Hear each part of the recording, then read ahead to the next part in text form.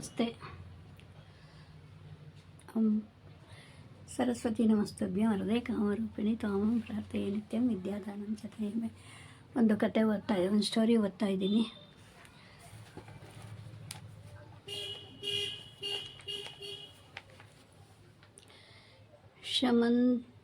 Shamantha Tamil Nadu tour ಹೋಗಲು ರೆಡಿಯಾಗುತ್ತಿದ್ದಳು. ಆ ದಿನದ ಟೂರು ಡ್ರೆಸ್ಸು ಹಾಕಿದರೂ ದೇವಸ್ಥಾನವಾದ್ದರಿಂದ ಸೀರೆ ತೆಗೆದುಕೊಳ್ಳಬೇಕಿತ್ತು. ಹೆಚ್ಚು ಲಗೇಜು ಮಾಡಿಕೊಳ್ಳಬೇಡ, ಎಲ್ಲ ಎತ್ತಿಕೊಂಡು ಹೋಗಲು ಆಗುವುದಿಲ್ಲ, ನನಗೇನು ಅಂತ ಅವನ ಗಂಡ ಹೇಳಿದಾಗ, ನನಗೇನು ಗೊತ್ತಿಲ್ವಾ, ಅದನ್ನು ಹೇಳಬೇಕಾ? ಇನ್ನೂ ಜೋರಾಗಿ ಹೇಳಿದರೆ ಟೂರು ಬೇಡ, ಏನು ಬೇಡ ಅಂತ ಮನೆಯಲ್ಲಿರು ಅಂತಾರೆ. ಆದಷ್ಟು ಕಡಿಮೆ ಮಾಡಿ ಬ್ಯಾಗು ಆಗೋ ಹಾಗೆ ರೆಡಿ ಮಾಡಿಕೊಂಡಳು. ಬ್ಯಾಗು ಗಾಲಿ ಚಕ್ರ ಇದ್ದರಿಂದ ಎಳೆದುಕೊಂಡು ಹೋಗಬಹುದು, ಎಲ್ಲಿಗೆ ಹೊರಟರೂ ಈಸಿ ಆಗುತ್ತೆ ಅಂತ ಅದನ್ನೇ ತೆಗೆದುಕೊಂಡಳು. 3 ಸೀರೆ, ಲಂಗ, ಬ್ಲೌಸು, 3 ಡ್ರೆಸ್ಸು, ಇನ್ನೇನು ಲಾಂಗ್ ಮಿಡಿ ಎಲ್ಲ ಐರನ್ ಮಾಡಿಸಿ ಇಟ್ಟದ್ದು. ಇನ್ನು ಪೇಸ್ಟು, ಬ್ರಷ್ಷು, ಸೋಪ್ ಬಾಕ್ಸು ಇದೆಲ್ಲ 2 ಪೌಚ್ ಮಾಡಿ, ಇನ್ನೊಂದರಲ್ಲಿ ಪೌಡ್ರು, ಶೃಂಗಾರು, ಲ್ಯಾಕ್ಮೆ ಬಾಚಣಿಗೆ ಎಲ್ಲ ಅದೊಂದು ಪೌಚ್ ಮಾಡಿ ಎಲ್ಲ ತಗೊಂಡ್ರು. ವ್ಯಾನಿಟಿ ಎಲ್ಲ ರೆಡಿ ಮಾಡಿಕೊಂಡ್ಳು.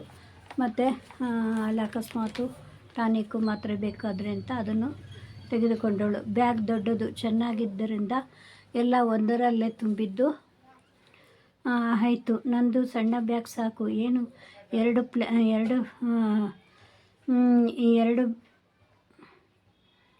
ಪ್ಯಾಂಟು 2 ಶರ್ಟು, ಅದಕ್ಕೆ ನನಗೆ ಸಣ್ಣ ಬ್ಯಾಗೇ ಸಾಕು, ನಂದು ಅಷ್ಟೇ ನಾನು ತಗೊಳ್ಳೋದು. ಅಯ್ಯೋ ಇಟ್ಕೊಳ್ರಿ, ಶರ್ಟು ಚೆನ್ನಾಗಿರುತ್ತೆ, ಶರ್ಟ್ಗಳು ಸ್ವಲ್ಪನಾದ್ರು ಚೇಂಜ್ ಇರಲಿ, ಪ್ಯಾಂಟಿನೇನು ಒಂದೇ ಥರ ಇರ್ತವೆ, ಯಾವುದು ಅಂತ ಗೊತ್ತಾಗಲ್ಲ ಅಂತ ಹೇಳಿದಳು. ಅದಕ್ಕೆ ಮತ್ತು ನನಗೆ ಇಷ್ಟ ಬಂದಿದ್ದು ನಾನು ಇಟ್ಕೋತೀನಿ, ನೀನು ಎಷ್ಟು ಹೇಳಿದ್ರು ನಾನು ಇದ್ದೇ ಇಟ್ಕೊಳ್ಳೋದು ಅಂತ ಹೇಳ್ದೆ. ಸ್ವಲ್ಪ ಖಾರ ಪುರಿ ಚಕ್ಲಿ ಇಟ್ಕೊಂಡು ಇರ್ತೀನಿ. 8 ದಿನದಿಂದ ರೆಡಿ ಆಗ್ತಾ ಇದೆಯಾ, ಇನ್ನು ನಾಳೆ ಹೊರಟು ಬಿಡಬೇಕು, 1:15ಗೆ ಬಿಡಬೇಕು. ರೆಡಿ ಆಗದೆ ಹೋದರೆ ಇಲ್ಲೇ ಇರು, ಮಾಡೋದು ನೀವೇ ಕರ್ಕೊಂಡೋಗೋರು ನೀವೇ, ಯಾಕೆ ಹಿಂಗೆ ಹೇಳಬೇಕು? ಸಣ್ಣದು ಜೋರಾಗಿ ಹೇಳೋದು. ಅವಳಿಗೆ ಸಿಟ್ಟು ಬರುತ್ತಿದ್ದರೂ ಸುಮ್ಮನಾದಳು.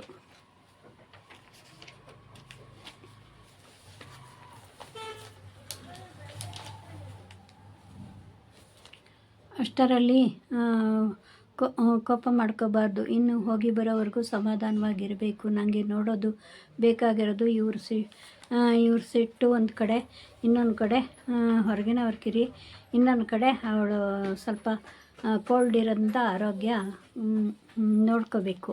ಟೂರು ತೊಂದರೆ ಕಷ್ಟನ ಆದರೆ ನೋಡಲೇಬೇಕಲ್ಲ, ಛಲದಿಂದ ಬಲದಿಂದ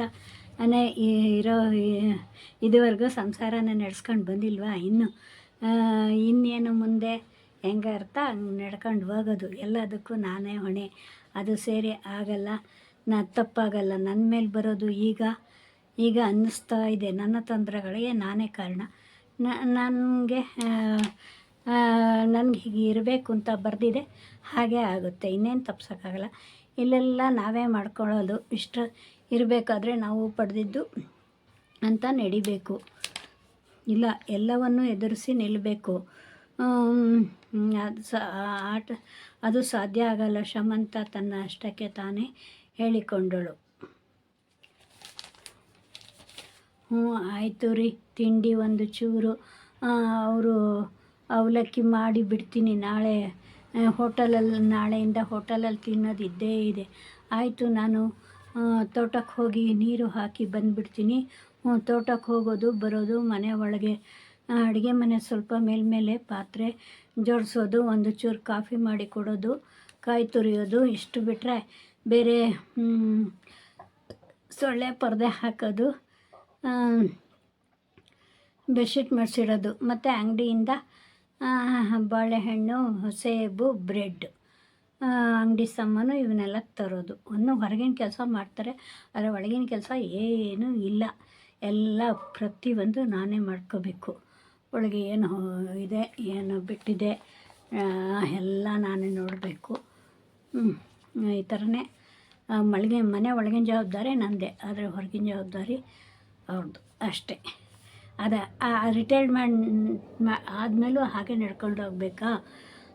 ರಿಟೈರ್ಮೆಂಟ್ ಆದಮೇಲಾದರೂ ಸ್ವಲ್ಪ ಮನೆ ಒಳಗಿಂದ ಏನಾದರೂ ಇಂಟ್ರೆಸ್ಟ್ ಕೊಡಬಾರ್ದಾ?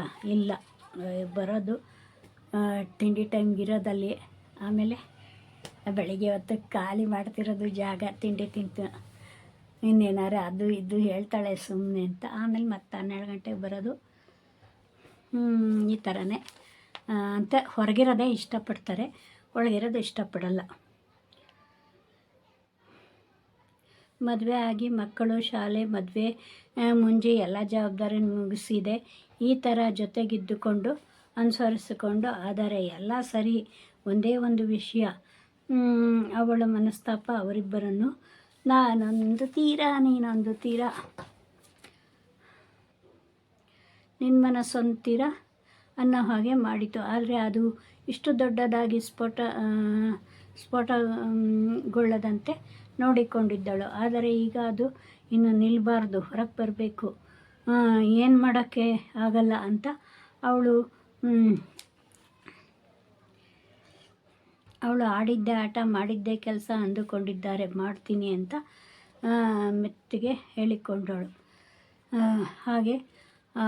ಹಾಗೆ ಜೊತೆಯಲ್ಲಿ ಒಂದು ಸಣ್ಣ ಡಬ್ಬಿಯನ್ನು ನೋಡುತ್ತಾ ಮೂಲೆಯಲ್ಲಿ ಒರೆಸಿ ಸಣ್ಣ ಪ್ಲಾಸ್ಟಿಕ್ ಕವರ್ಗೆ ಹಾಕಿ ಸುತ್ತಿ ಜೋಪಾನವಾಗಿ ಇಟ್ಟು ಬ್ಯಾಗ್ನಲ್ಲಿ ಸೀರೆ ಕೆಳಗೆ ಇಟ್ಟಳು. ಮನುಷ್ಯ ಎಲ್ಲಿವರೆಗೂ ಮನಸ್ಸು ತಡೆಯೋವರೆಗೂ ತಡಿತಾನೆ. ಆಮೇಲೆ ಅವನ ಮನಸ್ಸು ಎತ್ತಲಾಗಿ ತಿರುಗುತ್ತೆ ಅಂತ ಯಾರಿಗೂ ಹೇಳೋಕ್ಕಾಗಲ್ಲ. ಆ ಮನಸ್ಸಿನ ನದಿ ಹರಿಯೋ ನದಿ ಥರ. ಹರಿಯೋ ನದಿ ಜೋರಾದರೆ ಅದು ಯಾವ ಕಡೆ ಹೋಗುತ್ತೋ ಹಾಗೆ ಮನುಷ್ಯನ ಮನಸ್ಸು ಅಷ್ಟೇ. ಒಂದು ವಿಧದಲ್ಲಿ ಒಂದು ಹಂತದಲ್ಲಿ ಇರುತ್ತೆ ಸಮನ ಆಗಿ, ಆಮೇಲೆ ಅದು ಯಾವಾಗ ಜೋರಾಗಿ ಇದಾಗುತ್ತೋ, ಅದು ಸ್ಫೋಟ ಆಗುತ್ತೋ, ಅದು ಅವರಿಗೆ ಗೊತ್ತಾಗಲ್ಲ. ಆ ಥರ ಮನುಷ್ಯನ ಮನಸ್ಸು ಇರಬೇಕಾದ್ರೆ ನಾವು ಏನಾದರೂ ಮಾಡಲೇಬೇಕು, ಎಲ್ಲ ಸಹಿಸ್ಕೊಂಡು ಹೋಗೋದಲ್ಲ ಅನ್ನೋದು ಅವಳ ಮನಸ್ಸಿನಲ್ಲಿ ಬಂದಿತ್ತು. ಶರಣ್ ದೇವರಿಗೆ ಊದುಬತ್ತಿ ಹಚ್ಚಿ, ಹೂವು ಇಟ್ಟು, ವಿಭೂತಿ ಹಚ್ಚಿ, ದೇವರೇ ಕ್ಷೇಮವಾಗಿ ಹೋಗಿ ಲಾಭವಾಗಿ ಬನ್ನಿ ಅಂತ ಕೇಳ್ಕೊಳ್ರಿ. ಆಯಿತು, ನೀನು ಹೊರಟಿಯಾ? ನಾನು ಕೇಳ್ಕೊತೀನಿ. ನಾನೇನು ಕೇಳ್ಕೋಬೇಕು ಅಂತ ನನಗೆ ಗೊತ್ತು. ನನಗೆ ಎಲ್ಲ ದೇವರು ಕೇಳದೆ ಕೊಡ್ತಾನೆ. ನನಗೇನು ಬೇಡ, ನನಗೇನು ಬೇಕಾಗಿಲ್ಲ. ಮೇಲೆ ಹೇಳ್ತೀರಾ ನನಗೇನು ಬೇಕಾಗಿಲ್ಲ ಅಂತ, ಆದರೆ ಎಲ್ಲರೂ ಬೇಕು ಅಂತಲೇ ಮನಸ್ಸಿನಲ್ಲಿರೋದು. ಅದು ಎಲ್ಲರಿಗೂ ಗೊತ್ತಿರೋದೆ. ಮೇಲೆ ಹೇಳ್ಕೊಳ್ಳೋದು ನನಗೇನು ಬೇಡ ಅಂತ ಮನಸ್ಸಿನಲ್ಲಿ ಇದ್ದೇ ಇರುತ್ತೆ. ಆದರೂ ನೀವು ಹೇಳ್ಕೊಳ್ಳಲ್ವಲ್ಲ, ಅದೇ ಗ್ರೇಟ್. ನನಗೇನು ಬೇಕು ಅಂತ ಕೇಳ್ಕೊಳ್ಳಲ್ವಲ್ಲ, ಬೇಡ ಅಂತಿರಲ್ಲ ಬಾಯಿನಲ್ಲಿ, ಅದು ತುಂಬ ಗ್ರೇಟ್. ನನಗೆ ಅದು ಬರಲ್ಲ. ಆಮೇಲೆ ಅದು ಬಿಟ್ಟು ಇದು ಬಿಟ್ಟು ಅಂತ ಹೇಳಿದರೆ ನಾನು ತರಲ್ಲ. ಕರೆಕ್ಟಾಗಿ ನಿಂದು ಎಲ್ಲವನ್ನೂ ನೋಡ್ಕೊ. ಮೊಬೈಲ್ ಚಾರ್ಜರು ಏನು ಬೇಕೋ ಅದು ಎತ್ತಿಡು. ಆಯಿತು, ಎಲ್ಲ ಈಗ ಚಾರ್ಜ್ಗೆ ಹಾಕಿದ್ದೀನಿ. ತಿಂಡಿದ್ದಾಯಿತು, ಸರಿ ಅಂತ ಬಾಕ್ಸಿಗೆ ಸ್ವಲ್ಪ ಹಾಕ್ಕೊಂಡು ಬಸ್ ಸ್ಟ್ಯಾಂಡ್ಗೆ ಬಂದದ್ದಾಯಿತು. ಏನೋ ಇವತ್ತು ಫಸ್ಟ್ ನಮ್ಮೂರಿನಲ್ಲಿ ಕಾಯಿಸ್ದಂಗೆ ಬೆಂಗಳೂರಿಗೆ ಬೇಗ ಬಸ್ ಸಿಕ್ತು. ಅದರಲ್ಲೂ ಹೊಸ ಗೌರ್ಮೆಂಟ್ ಹತ್ತಿ ಸೀಟ್ ಹಿಡಿದು ಕೊಡ್ತರು.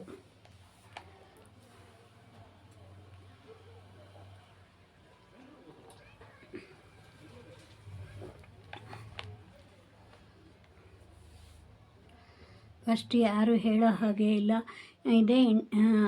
ಇಂಥದ್ದೆಲ್ಲ ಫಸ್ಟ್ ಅವರು ಸೀಟ್ ಹಿಡಿಯೋದು ಇದನ್ನೆಲ್ಲ ಫಸ್ಟ್ ಮಾಡಿಬಿಡ್ತಾರೆ. ಎಲ್ಲರೂ ಹೊರಗಡೆ ಹೋಗಿ ಕರ್ಕೊಂಡೋದ್ರೆ ನೋಡ್ಕೋತಾರೆ, ಇಂಥವನ್ನೆಲ್ಲ ನೋಡ್ತಾರೆ. ಫಸ್ಟ್ ಸೀಟು ಹಿಡಿದು ಕುಳಿತರು. ಹಬ್ಬಕ್ಕೆ ಏನು ಬೇಕು ಅದನ್ನೇ ತರೋದು, ಹೆಲ್ಪ್ ಮಾಡೋದು ಇದ್ದಿದ್ದರೆ ಚೆನ್ನಾಗಿರೋದು. ಮನೇಲಿ ಹಬ್ಬ ಫಂಕ್ಷನ್ಗಳಾದಾಗ ಏನು ತರಬೇಕು, ಏನು ಮಾಡಬೇಕು, ಹೇಳಿಸ್ಕೊಳ್ದಂಗೆ ಮಾಡಬೇಕು. ಹೇಳಿಸ್ಕೊಳ್ದಂಗೆ ಮಾಡಬೇಕು. ಅದು ಗ್ರೇಟ್ ಅಂತ. ಅದು ಸ್ವಲ್ಪ ತಿಳ್ಕೊಂಡಿದ್ರೆ ಚೆನ್ನಾಗಿರೋದು ಅಂದ್ಕೊಂಡ್ಲು. ಹೆಂಗಸರಿಗೆ ಕೊಡ್ತಾರೆ, ಗಂಡಸರಿಗೆ ಇಲ್ಲ ಅಂತ ಅವರನ್ನು ಬೈಯೋದು ಹಚ್ಚಿಕೊಂಡರು.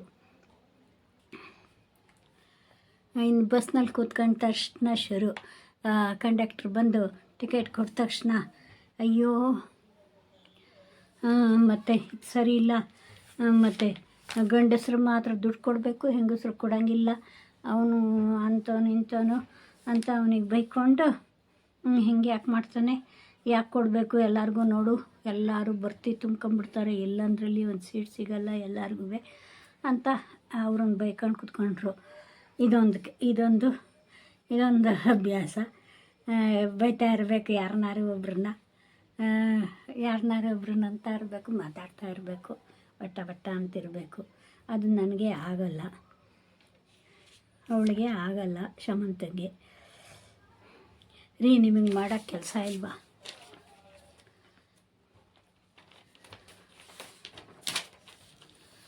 ಮಾಡೋಕ್ಕೆ ಕೆಲಸ ಇಲ್ಲ, ಸುಮ್ಮನೆ ಅವ್ರಿವ್ರನ್ನ ಅಂದ್ಕೊಂಡು ಕುತ್ಕೋತಿರಲ್ಲ, ಸುಮ್ಮನೆ ಮೊಬೈಲ್ ಆದರೂ ನೋಡೋದು ಕಲ್ರಿ.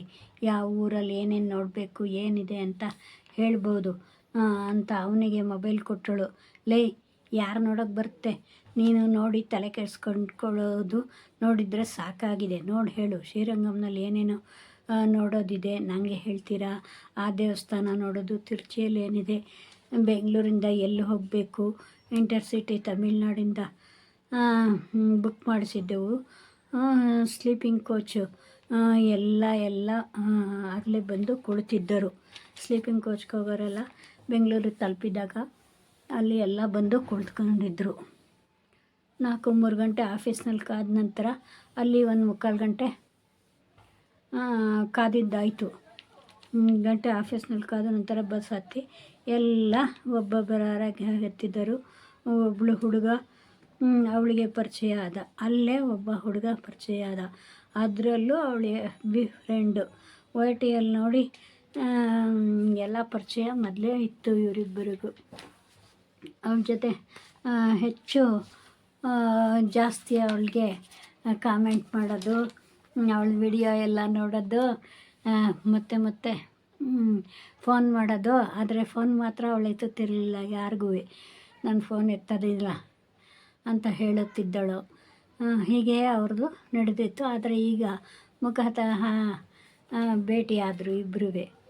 ಮೊಬೈಲ್ ವಿಷಯ ಎಲ್ಲ ಮಾತಾಡಿಕೊಂಡು ಅವಳ ವಿಡಿಯೋಗಳನ್ನು ಅವ್ರ ಬಗ್ಗೆ ಹೇಳುತ್ತಾ ಅವನ ಆಫೀಸ್ ಬಗ್ಗೆ ಎಲ್ಲ ಕೇಳಿಕೊಂಡು ಅವಳಿಗೆ ಮತ್ತಷ್ಟು ಹತ್ತಿರವಾದ ಬಸ್ನಲ್ಲಿ.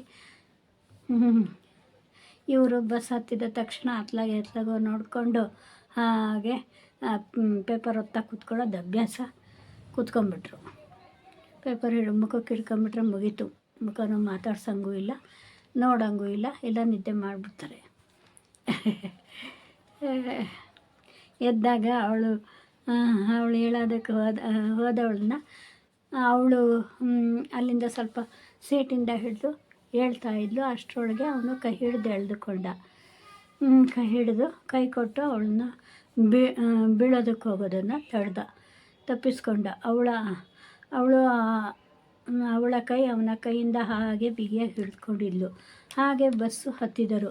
ಅವರು ಸೀಟ್ ಹತ್ತಿರ ಬಂದಾಗ ಮತ್ತೆ ಬ್ರೇಕ್ ಹಾಕಿದಾಗ ಸೀಟ್ ಮೇಲೆ ಇಬ್ಬರು ಬಿದ್ದರು.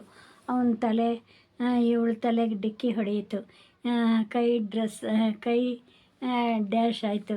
ಅವಳು ಶಾಕ್ ಆದವಳಂತೆ ಅದನ್ನು ಬಿಡಿಸ್ಕೊಂಡು ಎದ್ದು ಸಣ್ಣಗೆ ಬೆವರುತ್ತಾ ಒರೆಸಿಕೊಂಡು ಇದೊಂದು ಬಸ್ಸು ಕುಳಿತರು. ಬಸ್ಸನ್ನು ಇದು ಮಾಡಿಕೊಂಡು ಪರದೆ ಒಳಗಿಂದ ಅವನ ಮುಖ ಇವಳಿಗೆ ಕಾಣಿಸುತ್ತಿತ್ತು.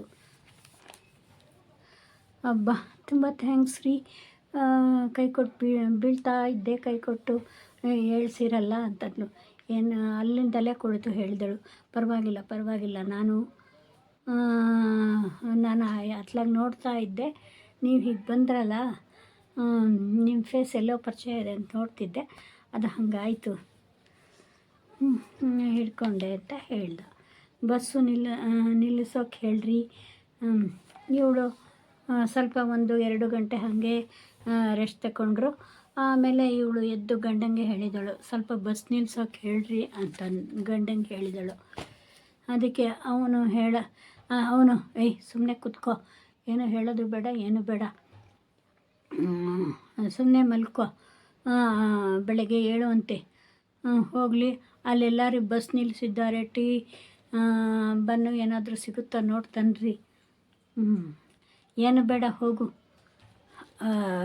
ನಿಮಗಂತೂ ಅಭ್ಯಾಸ ಇಲ್ಲ, ತಿಂಡಿ ಬಿಟ್ಟರೆ ಊಟ ಮಾಡೋದೇ ನಿಮ್ಗೆ ಅಭ್ಯಾಸ. ತಿಂಡಿ ಊಟ ಮಾಡೋ ಟೈಮ್ನಲ್ಲಿ ಏನಾದ್ರು ತಿಂತೀರ, ನಮ್ಗೆ ಹಾಗಲ್ಲ, ಊಟ ಅಷ್ಟು ನಾವು ಊಟ ಸೇರುತ್ತೆ ಇಲ್ದಾರಿಲ್ಲ. ಹಿಂಗೆ ಮಧ್ಯೆ ಏನಾದ್ರು ಒಂಚೂರು ತಿನ್ನೋ ಅಭ್ಯಾಸ ನಮಗಿದೆ, ನಿಮಗಿಲ್ದೆ ಹೋದರೆ ನನಗೆ ಟೀ ಬಂದು ಬೇಕು ತನ್ರಿ ಇನ್ಲು. ಏನು ಬೇಡ, ಈಗ ಇಲ್ಲಿ ಏನೂ ಸಿಗೋದಿಲ್ಲ, ಸುಮ್ಮನೆ ಮಲ್ಕೋಬೇಕು ಅಂತ ಹೇಳ್ದ. ಅದಕ್ಕೆ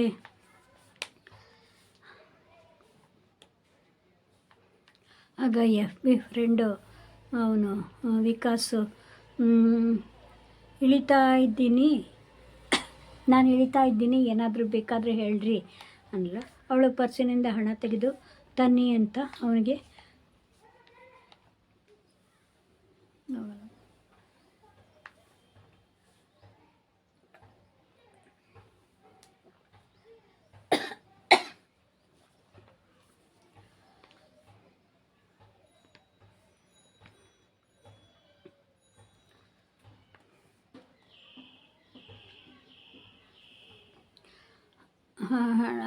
ಮತ್ತು ದುಡ್ಡು ಕೊಟ್ಟಳು.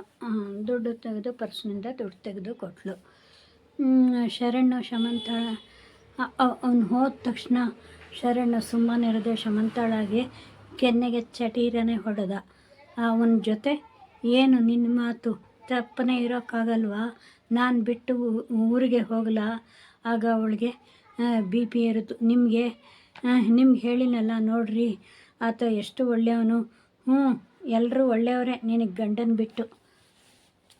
ಬಿಟ್ಟು ಎಲ್ಲರೂ ಒಳ್ಳೆಯವ್ರಂಗೆ ಕಾಣ್ತಾರೆ ನಿನಗೆ, ಹೋಗು ಅವನ ಜೊತೆನೆಯ, ಹಾಗೆ ಹೀಗೆ ಅಂತ ಅಂದಾಗ ಅವಳಿಗೆ ಇನ್ನೂ ಹೇಳಿದ್ದಾರೆ, ಮಾತನಾಡಿದ್ರೆ ಪ್ರಯೋಜನ ಆಗಲ್ಲ. ಅಷ್ಟರಲ್ಲಿ ಆತ ತಂದು ಕೊಟ್ಟಾಗ ಇವಳು ತಿಂದು ಥ್ಯಾಂಕ್ಸ್ ಅಂತ, ತುಂಬ ಚೆನ್ನಾಗಿತ್ತು ಟೀ, ಥ್ಯಾಂಕ್ಸ್ ಅಂತ ಹೇಳಿದಳು.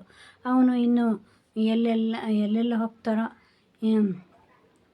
ಇನ್ನೂ ತುಂಬ ಸ್ಥಳ ಹೋಗಬೇಕು, ನೋಡ್ತೀವಿ ಅಂತ ಹೀಗೆ ಟೂರಿನ ವಿಷಯ ತುಂಬ ಹೊತ್ತು ಮಾತನಾಡುತ್ತಾ ಗಂಡ ಮಲಗಿದ್ದರಿಂದ ಇವರು ತುಂಬ ಹೊತ್ತು ಮಾತನಾಡುತ್ತಾ ಕುಳಿತಳು ಅವನ ಜೊತೆ. ಬೆಳಗ್ಗೆ ಎದ್ದಾಗ ಇವರು ಶ್ರೀರಂಗಂಗೆ ಬಂದಿದ್ದರು. ಅಲ್ಲಿ ಬಂದವನು ಇವಳನ್ನು ಬಸ್ ಸ್ಟಾಪಿನಲ್ಲಿ ಕೂರಿಸಿ, ನೀನು ಎಲ್ಲಿಗೆ ಬೇಕಾದರೂ ಹೋಗು, ಯಾರ ಜೊತೆನಾದರೂ ಹೋಗು, ನಾನು ಕೇಳಲ್ಲ ಅಂತ ಅವಳನ್ನು ಕೂರಿಸಿ ಎತ್ತಲು ಹೊರಟ.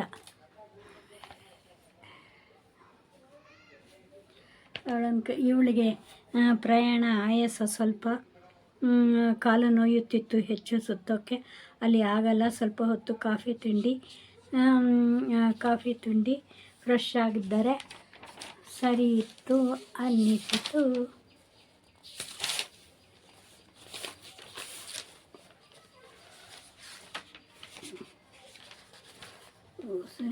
ಅನ್ನಿಸಿತು. ಈ ಕಡೆ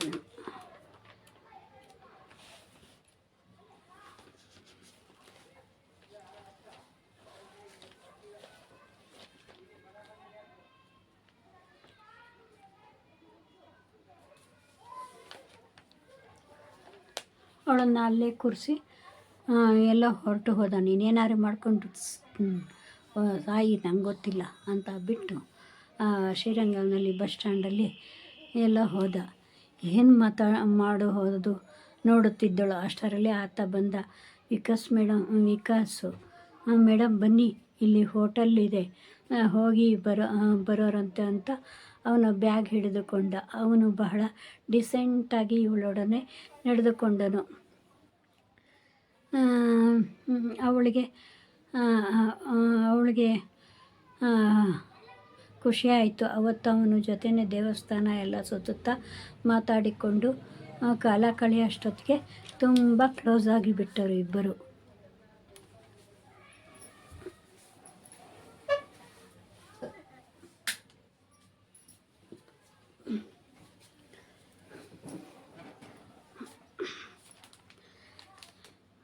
ಅವಳು ಬದಲಾಗ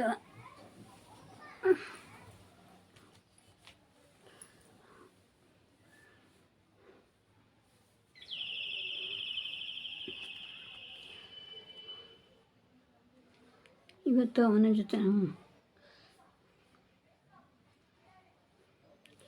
ಅವಳು ಬದಲಾಗುವಂಥವಳೇ ಅಲ್ಲ. ಅವನು ಹೇಳಿದರೆ ಬೇಕಾದರೆ ಗಂಡನನ್ನು ಬಿಟ್ಟು ಬರುವಷ್ಟು ಬದಲಾಗಿ ಬಿಟ್ಟಳು ಅವಳು. ಒಂದೇ ಮಧ್ಯಾಹ್ನದಲ್ಲಿ ಟೂರು ಸುತ್ತುತ್ತಾ ಅವನು ಕೇಳಿಯೇ ಬಿಟ್ಟ, ನೀವು ಇಷ್ಟೊಂದು ಸ್ಮಾರ್ಟ್ ಆಗಿದ್ದೀರಾ ಹಾಗೆ ಹೀಗೆ ಅಂತ ಹೇಳಿದಾಗ ಅವಳು ಉಬ್ಬಿಯೇ ಬಿಟ್ಟಳು. ಶಮಂತ ಉಬ್ಬಿಯೇ ಬಿಟ್ಟಳು. ಹೌದಾ, ಹಾಗಾದರೆ ನೀವು ಚೆನ್ನಾಗಿದ್ದೀರಾ, ನನಗೆ ತುಂಬ ಹಿಡಿಸಿದ್ದೀರಾ. ನಿಮ್ಮಂಥ ಹೆಂಡತಿ ಸಿಗಬೇಕಾದ್ರೆ ಪುಣ್ಯ ಮಾಡಿರಬೇಕು. ನಿಮಗೂ ಹೆಂಡತಿ ಇಲ್ಲ ಅಂತೀರಾ, ಯಾಕೆ ನಾವಿಬ್ಬರು ಇನ್ನು ಮುಂದೆ ಜೋಡಿ ಆಗಿರಬಾರ್ದು? ನಿಜವಾಗ್ಲೂ ನೀವು ಹೇಳ್ತಾ ಇದ್ದೀರಾ. ಅವನ ಪಾಡಿಗೆ ಅವನು ಇರ್ತಾರೆ, ನಿಮ್ಮ ಗಂಡ ಅವ್ರ ಪಾಡಿಗೆ ಅವರು ಇರ್ತಾರೆ. ಅವರೊಂದು ಸರಿಯಾಗಿದ್ದರೆ ಸರಿ, ಇಲ್ಲದೆ ಹೋದರೆ ಅವಳಿಗೆ ಸಹಿಸಿಕೊಂಡು ಸಾಕಾಗಿತ್ತು. ಯಾವಾಗಲಾದರೂ ಸಿಡ್ಕೊಂಡೆ ಕೆಲಸ, ನಾನು ನೆಮ್ಮದಿಯಾಗಿರೋಕ್ಕಾಗಲ್ಲ ಇವರಿಂದ ಅಂತ ಒಂದು ತೀರ್ಮಾನಕ್ಕೆ ಬಂದಳು. ಅವನು ನಮ್ಮ ಜೊತೆ ಇದ್ದರೂ ಇಲ್ಲದಂತೆ ಇರಬೇಕು, ಏನೋ ಮಾಡೋಕ್ಕಾಗಬಾರ್ದು, ಹಾಗಿರಬೇಕು ಅಂತ ತಾನು ತಂದಿದ್ದ ಡಬ್ಬಿಯನ್ನು ತೆಗೆದು ವ್ಯಾನಿಟಿಗೆ ಹಾಕಿದಳು.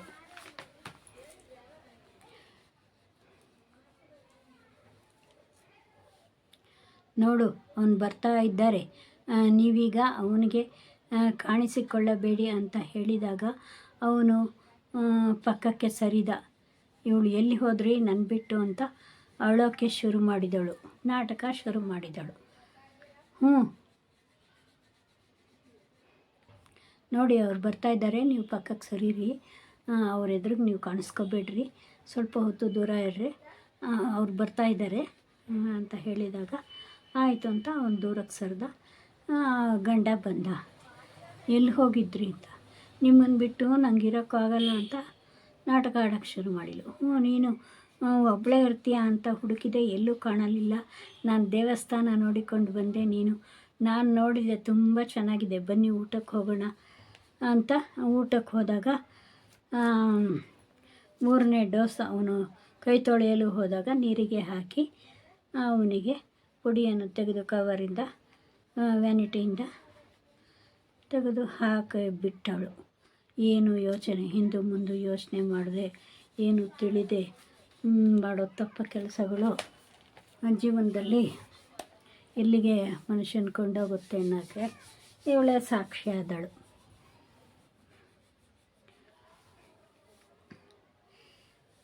ಇಂಥ ಕೆಲಸ ಮಾಡಬಾರ್ದು, ಎಲ್ಲ ಗೊತ್ತು, ಇಂಥ ಕೆಲಸ ಮಾಡಬಾರ್ದು, ಹೀಗೆ ಮಾಡಿದರೆ ಅಷ್ಟು ಪಾಪ ಬರುತ್ತೆ ಅನ್ನೋ ಪ್ರಜ್ಞೆ ಇಲ್ಲದೆ ಅವಳು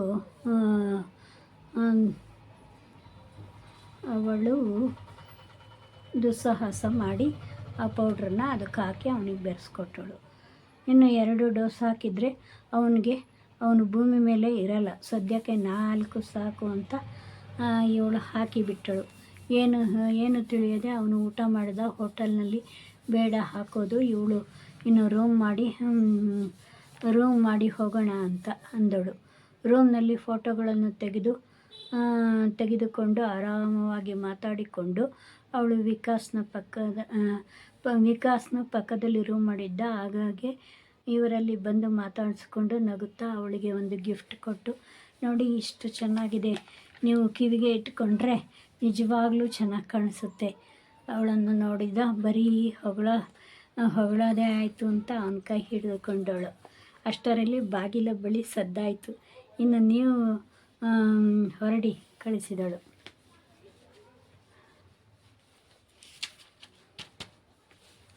ಆಯಿತು, ಸ್ಟೋರಿ ಆಯಿತು. ಇನ್ನೂ ಅರ್ಧ ಇದೆ, ನೆಕ್ಸ್ಟ್ ವಿಡಿಯೋ ಮಾಡ್ತೀನಿ, ಇದು ಲಾಂಗ್ ಆಗಿಬಿಡುತ್ತೆ. Thank you very much. ಇದುವರೆಗೂ ಕೇಳಿದ್ದೀರಾ. ಸುಮ್ಮನೆ ಕಥೆಯನ್ನು ಕತೆಗಾಗಿ ತೆಗೆದುಕೊಳ್ಳಿ, ಬೇರೆ ಯಾವ ಚಿಂತೆನೂ ಇರಲಿಲ್ಲ. ಏನಾದ್ರು ಒಂದು ಕತೆ ಬರೆಯೋಕ್ಕೆ ಬೇಕಲ್ಲ, ಬರೆಯೋದು ಅಷ್ಟೇ. Thank you very much. ಕಥೆಯನ್ನು ಕತೆಗಾಗಿ ತೆಗೆದುಕೊಳ್ಳಿ ದಯವಿಟ್ಟು.